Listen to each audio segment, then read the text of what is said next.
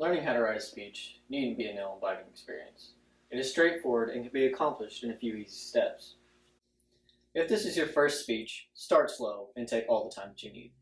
To begin, you need a speech outline, and to get this, you need to know who you are writing your speech for and who is your audience, what your speech is going to be about, and how long it needs to be. The process of outlining a speech is broken down into 4 steps: preparation, introduction, the body, and lastly, the conclusion. Now we know what we need, so let's begin your speech. The basic speech format is simple. It consists of 3 parts: an opening or introduction, the body where the bulk of the information is given, and an ending. Think of it as a sandwich. The opening and ending of the slices of bread holding the filling together. You can build yourself a simple sandwich with 1 filling, or you can go gourmet and add up to 3 or even 5. The choice is yours. But whatever you choose to serve, as a good cook, you need to consider who is going to eat it, and that's your audience. So with them in mind, let's prepare the filling first. Between each of your main ideas, you need to provide a pathway. This links them for your listeners, and that's your audience. So with them in mind, let's prepare the filling first. Between each of your main ideas, you need to provide a pathway. This links them for your listeners.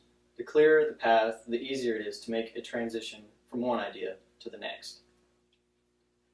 Once the filling is complete, you need an ending. The ideal ending is highly memorable.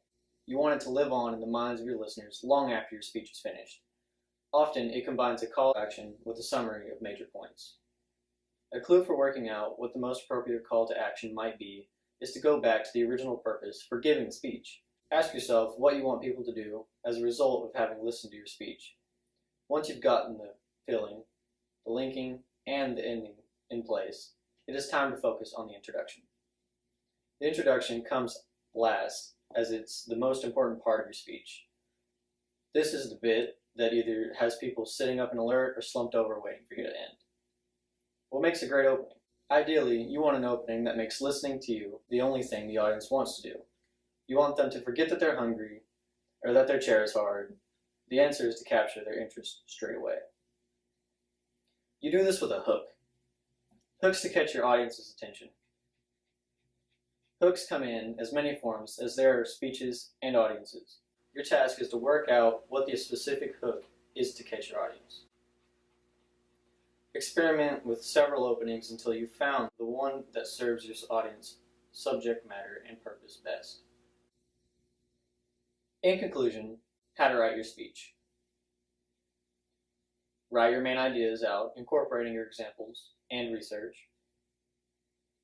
Link them together, making sure each flows in a smooth, logical progression.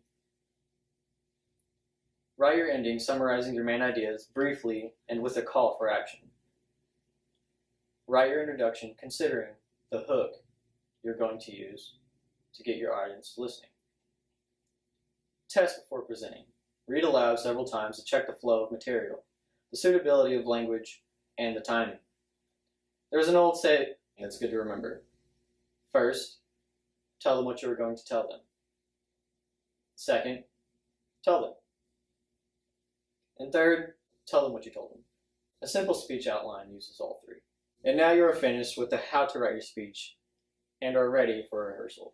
Don't be tempted to skip this step. The not-so-secret secret of successful speeches combines good writing with practice, and then practicing some more.